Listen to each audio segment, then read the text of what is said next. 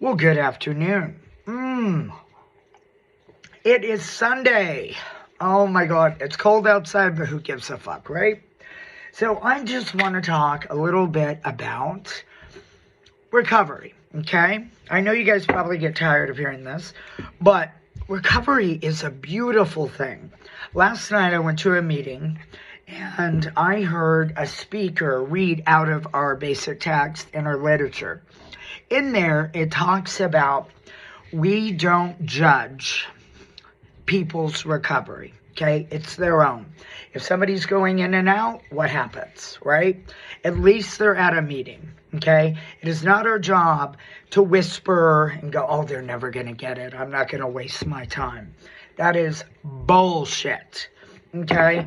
Because some of us have had clean time, relapse, came back.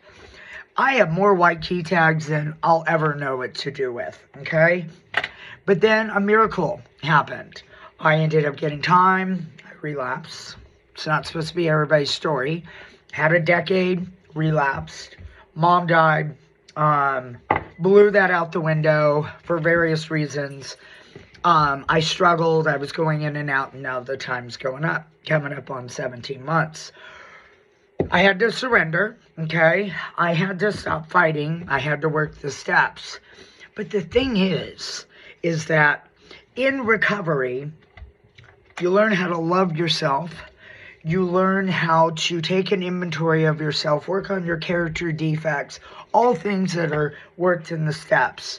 But if somebody is going in and out, in and out, in and out, love them, okay? Because your kind word on their first day back might make all the difference. I have seen people, and I've been guilty of this, where I've thought, oh, they're never going to make it. And then all of a sudden you walk in to a meeting somewhere and you haven't seen them in years. And guess what? They got multiple years of clean time. They got a family because they found that magic, which is loving themselves, taking pride in themselves, and really working this thing. You know, recovery is, when you walk into the rooms, it's not an application that you fill out, okay? That, like for Hillcrest Country Club, okay, let me write down what I make, what my attributes are, please process my application. Bullshit. You know what we do with applications in recovery?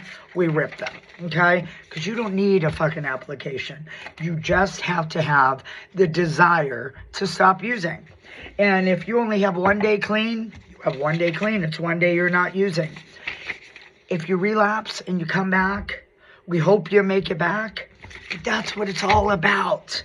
People got to understand, we do not govern in the rooms of recovery.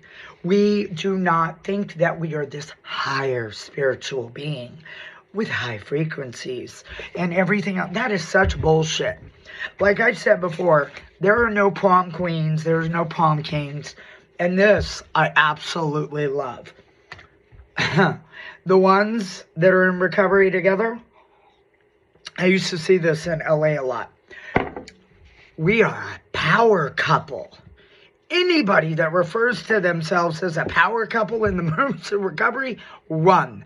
They are fucking sick. When we let our pride and our ego and we put ourselves on this pedestal, you know what happens? Anybody on a pedestal falls. And you don't want to be there. You know what I mean? Never think, anybody that I have seen with real time, real recovery, that walk the walk and talk the talk, they don't lead with, I have 33 years, I know everything. No, they don't. The ones with real recovery, you know what they do? They treat everybody the same. They look at eye level. They're not in a tree. They don't think that they are these like inner higher beings. Oh God, that is such pride and ego. People with low self-esteem and all of that. I mean, that's the jock clicks, the bitch clicks, whatever. Stay the fuck away. I love everyone. Whether you came out of prison, whether you were homeless, whether you came from one side of the tracks to the next. It doesn't fucking matter. We're all welcome, okay? We're only a day away we could relapse tomorrow and we could lose everything. We could lose our lives.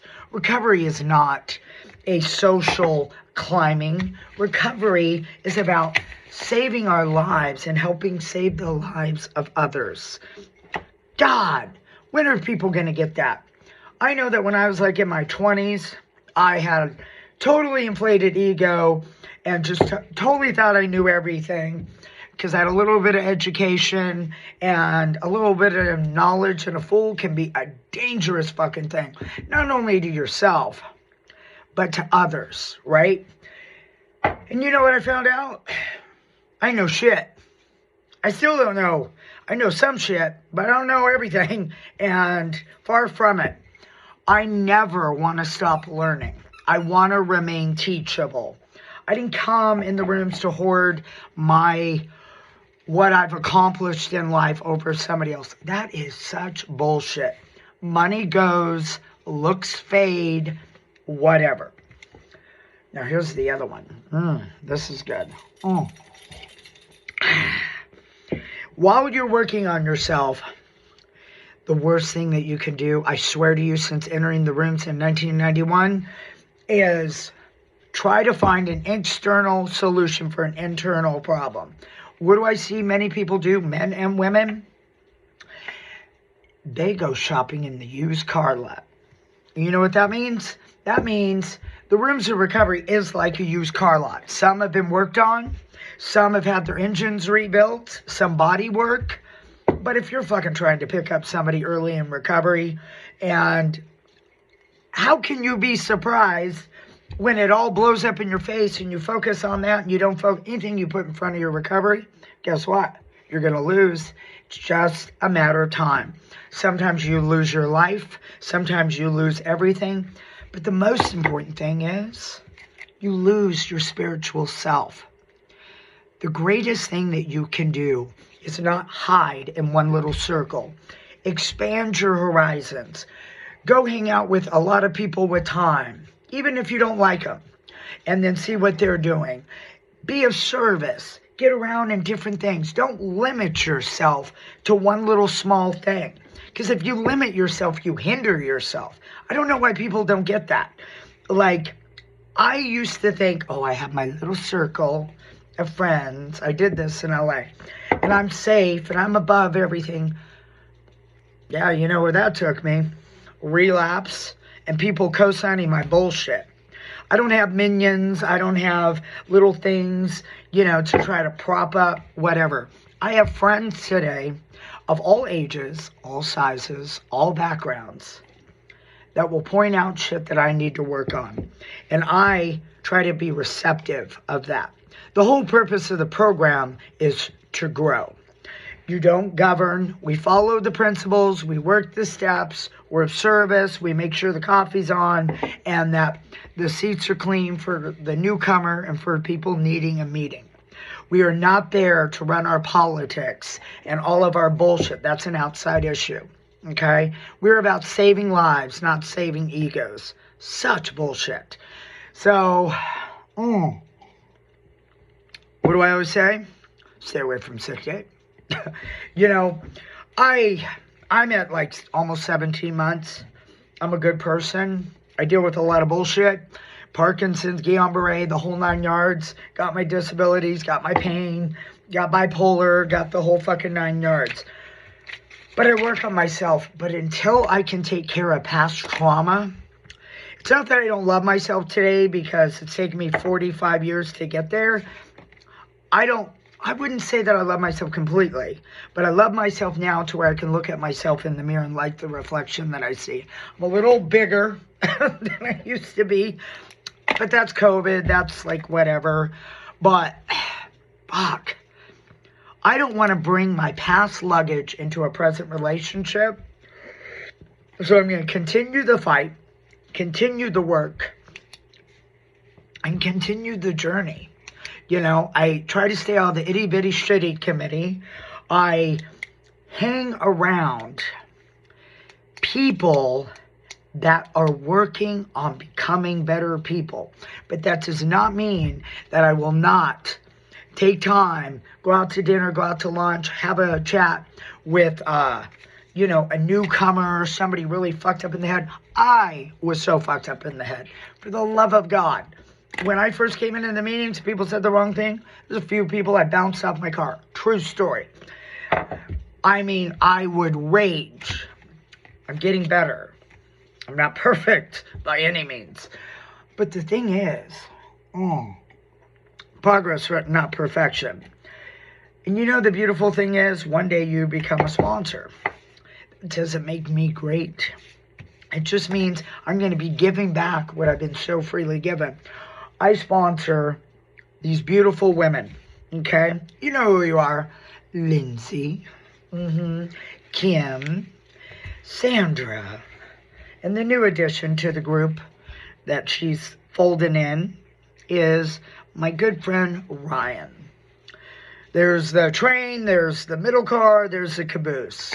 Great girls at different stages. Love them all the same.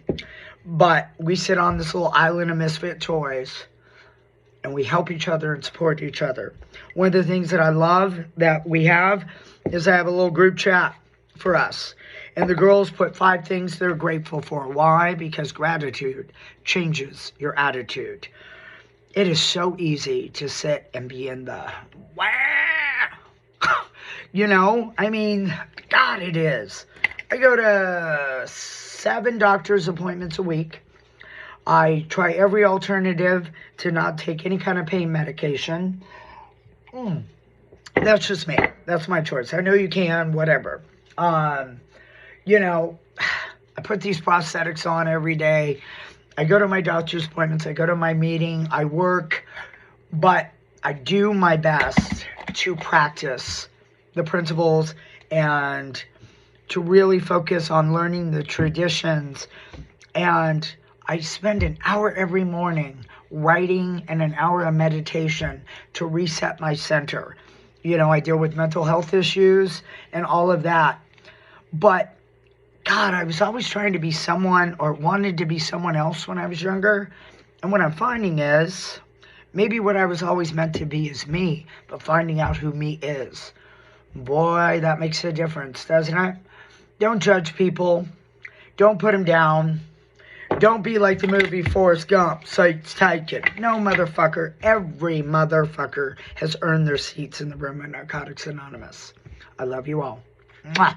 Have a wonderful Sunday. And remember, stay away from sick dick. Stay away from negative people. There are no prom queens in the rooms of Narcotics Anonymous. Or prom kings. I could also be a crown. Love you. Mwah. Have a good day. Stay warm.